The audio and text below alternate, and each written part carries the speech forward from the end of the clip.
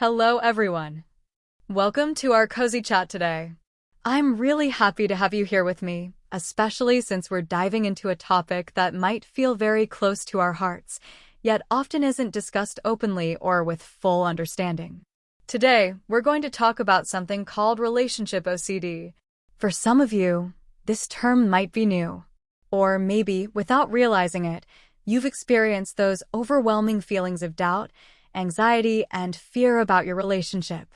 Have you ever thought to yourself, am I really in love with them? Why do I feel so meh? Does it mean I chose the wrong partner? Why don't I feel that spark like before? If you have, you're not alone. And it's so important we talk about this, because relationship OCD is not just normal overthinking. There's a deep pattern and heavy emotions behind it, and all of that is valid to feel. Today, I want to invite you to explore together. What exactly is relationship OCD? Why do we get trapped in the fear that our relationship must be perfect?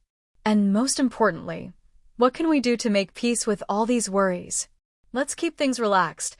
Imagine we're sitting together at your favorite coffee shop. No judgment here, no, you must do this or that. Just a safe space to understand ourselves with compassion. So, are you ready to start this journey with me? If yes, let's move on to the next segment where we'll define relationship OCD in more depth. Stay tuned. When you first hear relationship OCD, you might think it simply means being a perfectionist about your partner. But friends, relationship OCD is so much deeper than ordinary perfectionism. Relationship OCD, or ROCD for short, is a type of obsessive-compulsive disorder that specifically targets the most personal part of our lives, our romantic relationships. It involves obsessive doubts about the relationship you're in. It's not just the occasional question of, is this person right for me? That everyone experiences. It's doubts that are intrusive, repetitive, and emotionally draining, day after day. It's like there's a little voice in your head constantly asking, are you sure they're the one? What if you get bored someday? Why don't you feel as thrilled as before? And that voice doesn't quiet down after you reassure yourself. It gets louder and more persistent. Exhausting, right? If you felt trapped in that spiral of thoughts, trust me, you're not alone. Many people with ROCD even feel guilty for doubting themselves. They worry they're being cruel. But that worry doesn't mean you don't love your partner or that you're a bad person. It's simply a manifestation of an anxiety disorder targeting your relationship. You might wonder, so what's the difference between relationship OCD and regular doubts? That's crucial. Regular doubts allow you to feel calm again once you make a decision. ROCD doubts never let you rest.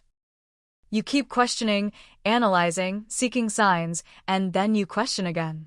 Ironically, the more you try to confirm everything is perfect, the more doubts you generate. And what starts as a sweet relationship can become a source of stress, anxiety, and despair, not because the relationship is flawed, but because your anxiety is rewriting your love story. Now you might be asking yourself, so, what does relationship OCD actually feel like in everyday life? If you're curious, let's move on to the next segment where we'll look at the specific signs and symptoms. Stay tuned. All right, friends. Now that we understand what relationship OCD is, let's dive into what it looks like in real life. Typically, ROCD has two main phases, obsessive thoughts and compulsive behaviors. These two often go hand in hand, like unwelcome partners in crime. Imagine you're relaxing, maybe watching your favorite movie with your partner. Everything seems fine, until that thought pops up. Do I really love them? What if there's someone better for me? Why don't I feel as happy today? These thoughts arrive uninvited, and you can't just shoo them away. In fact, the more you try to ignore them, the louder they become, as if an alarm in your mind never stops ringing. And it's not just once or twice. You might experience these intrusive doubts multiple times a day, leaving you drained and questioning a relationship that's actually healthy. Because these thoughts are so distressing, you naturally seek ways to soothe them. That's where compulsions come in. Constantly asking your partner, are you sure you love me? Seeking reassurance from friends, do you think our relationship is healthy? Checking in with yourself repeatedly, am I truly happy today? Comparing your relationship to others, then panicking if theirs seems more passionate. At first, these checks feel like solutions.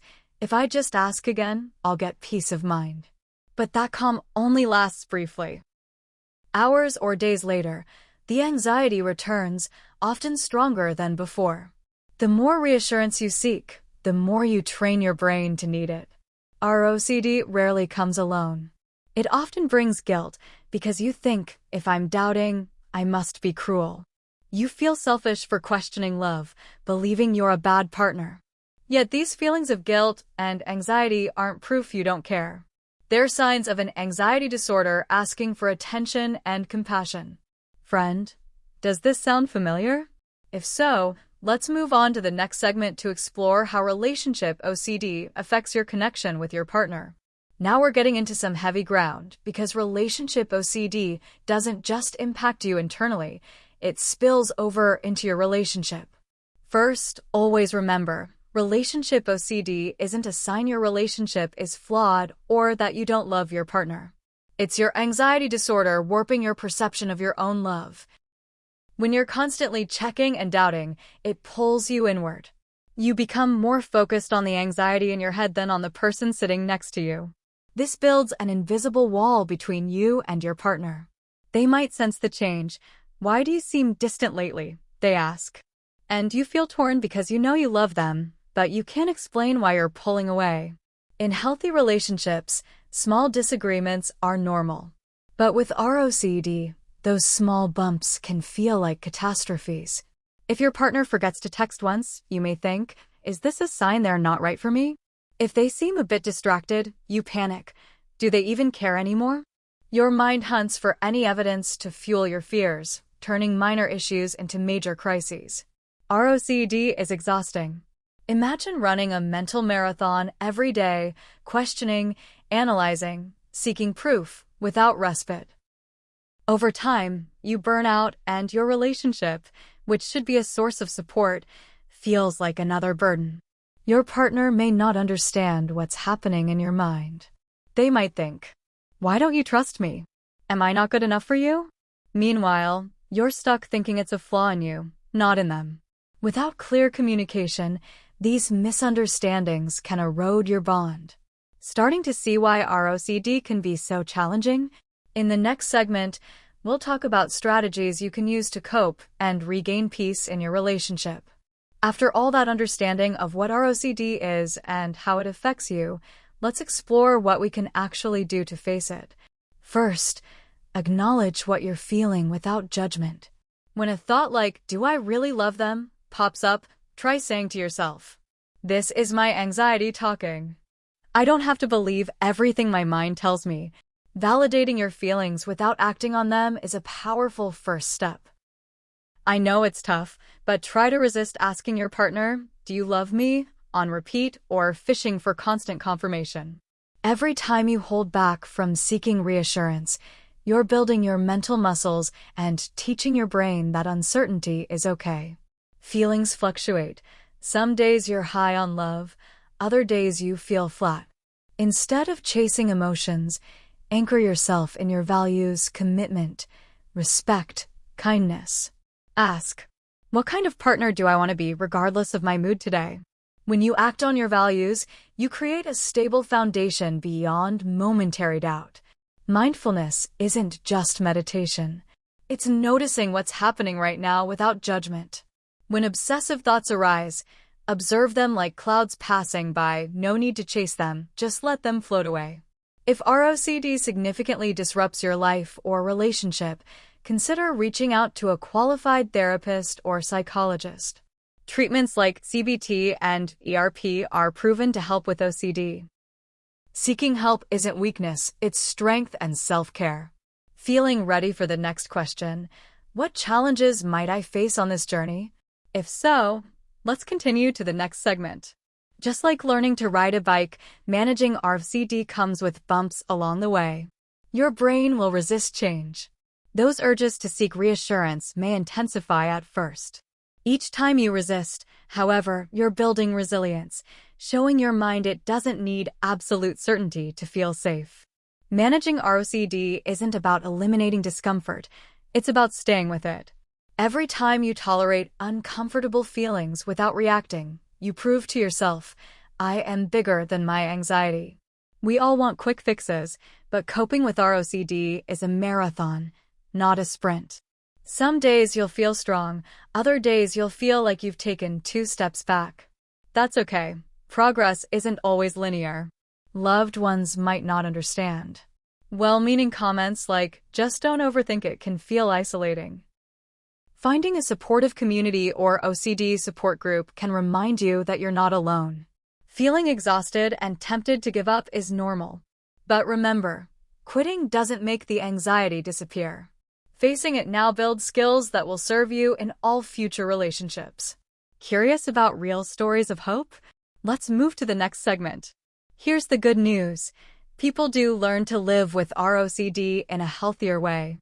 It doesn't vanish overnight, but it becomes just one part of their life, not the whole story. Many share that the turning point was learning to treat themselves with kindness. Instead of harsh self-criticism, they practiced self-compassion. I'm allowed to feel anxious without judging myself. I deserve love, even with my doubts. When you stop chasing perfection, you open the door to real, honest connections. You accept that arguments, boredom, and ups and downs are part of a living, breathing relationship. Facing ROCD head-on cultivates courage. You learn to embrace uncertainty, withstand discomfort, and love more maturely, skills not everyone develops. Choosing friends and partners who understand and support your journey makes all the difference. Being loved for who you truly are, with your struggles, is a gift beyond perfection. How does it feel to know you're stronger than you think? Let's finish up with some practical steps in the next section. All right, let's get practical. When an obsessive thought hits, try these steps. 1. Name it. Acknowledge aloud or in your mind, this is my ROCD acting up. 2. Pause the reactions. Notice the urge to seek reassurance, then choose not to act on it.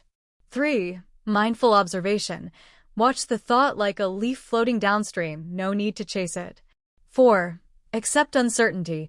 Remind yourself that uncertainty is human and okay to feel. 5. Self-care check. Take a moment for a caring activity, deep breath, a short walk, journaling, or chatting with a supportive friend. What's one self-care activity you enjoy? Give it a try next time your mind gets noisy.